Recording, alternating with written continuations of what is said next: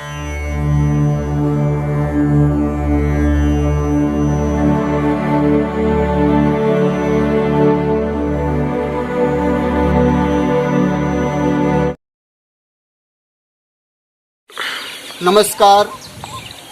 भाइयों, हमारी भारतीय संस्कृति प्रेम की संस्कृति है। हमारी संस्कृति हमें नदी, तालाब, पर्वत, सूर्य, चंद्र आदि निसर्ग से प्रेम करना सिखाती है। इतना मगर हमारी संस्कृति में अतिथि को भी देव कहा है और अतिथि देवो भव ऐसा कहा है। मगर आज यांत्रिकता और दौड़ भरे जीवन में हम देखें तो आज मानव ज़्यादा प्रैक्टिकल बनता जा रहा है और संबंधों में भी नफ़ा और नुकसान जब देखता है तो आज का जीवन और आज का भाव नीरस और मानवीय, स्वच्छंदी और स्वार्थी बनता जा रहा है। अब जब गर्मियों में छुट्टियों के दिन शुरू होंगे तो बहनें अपनी संतान को लेकर अपने भाई के यहाँ मायके छुट्टियाँ गुजारने के लिए जब जाएगी, मगर आज के दौड़ भरे जीवन में यह सब अब भाई बहन जैसे पवित्र संबंध में भी अब निरस्ता और स्वार्थ हमें दिखाई देता है। अब छुट्टियां बिताने भी लोग कहीं पिकनिक चले जाते हैं और अपने संबंधियों को भी मैसेज भेज डालते हैं कि हम इस वर्ष घर पर नहीं है, हम फला जगह पिकनिक में जाने वाले हैं, जिसे उनके यहाँ कोई अतिथि के रूप में मेहमान गति के लिए आए नहीं। पहले के समय में जब बुआ और मामा के संतान एक साथ रहते थे, खेलते थे, तो उनके बीच एक आत्मीयता सी उत्पन्न होती थी और अरस परस मिलजुल कर रहते थे और भाव बना रहता था। मगर आज यह सब जब लुप्त होता जा रहा है, तब मेरा यह वीडियो हमारे भारतीय संस्कृति में जो अतिथि भावना वह दृढ़ बने, यही बताने में चाहता हूँ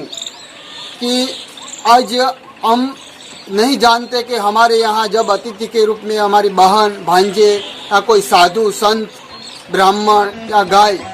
आकर रहती है, तब हमारे पाप नष्ट होते हैं और हमारा जीवन सुखमय बनता है। यह बात मैं आपको एक दृष्टांत के द्वारा बताऊंगा कि जिससे आपको ज़्यादा ये समझ में आएगी मेरी बात, कि आज से कई साल पहले चीन में बढ़ती जनसंख्या के कारण अन्न की कमी महसूस होने लगी, तो वहाँ के कुछ विशेषज्ञों ने संशोधन किया कि यदि खेत में चिड़िया जो दाना खाने के लिए आती है, या चिड़िया को यदि खेत में आने के लिए बंद कर दी जाए, पाबंदी लगाई दी जाए, तो काफ़ी अन्न बच सकता है और चीन में जो अन्न की समस्या है वो सुलझाई जा सकती है। तो इसके बाद सारे चीन में इन चिड़ियों के प्रति एक अभियान चलाया गया।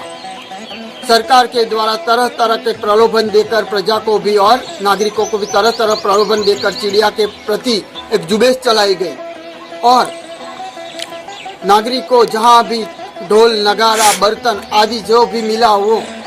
उसको बजाकर आवाज करके चिड़ियों को उड़ाने लगे।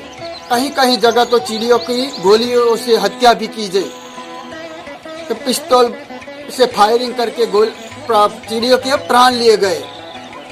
और इसका परिणाम यह हुआ कि इस साल तो अनाज काफ़ी हुआ, कि अनाज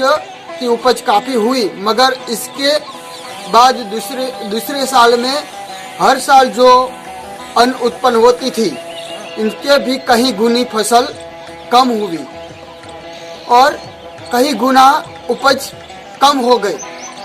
तो और भी अन्न की समस्या गहरी बन गई और चीन में भूखमरा जैसी स्थिति पैदा हुई।